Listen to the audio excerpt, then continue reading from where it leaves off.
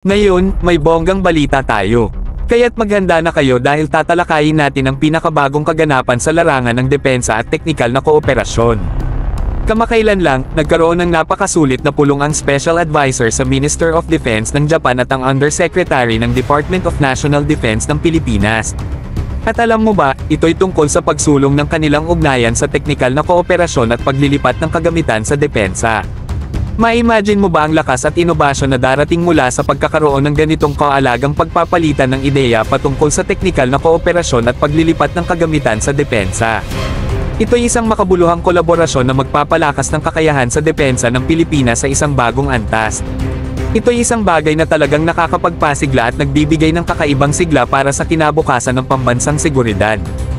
Isipin mo ang pinakabagong kagamitan sa depensa at teknikal na kooperasyon na magtutulungan upang magbuo ng isang malakas na kakayahan sa depensa.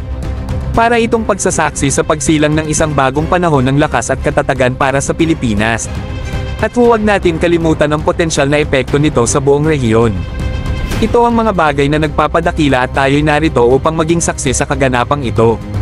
Ang pulong ng dalawang makapangyarihan na ito ay hindi lamang isang simpleng pulong, ito'y isang pangunahing saligan para sa isang malaking pagbabago sa larangan ng depensa at teknikal na kooperasyon. Ito'y patunay sa hindi matitinag na pagnanais na pangalagaan ang soberanya at seguridad ng Pilipinas. At bilang isang vlogger, talagang masayang-masaya ako na maibahagi ang napakalaking kaganapang ito sa inyo. Maghanda na kayo dahil ang kinabukasan ng depensa ay lalong magiging kapanapanabik.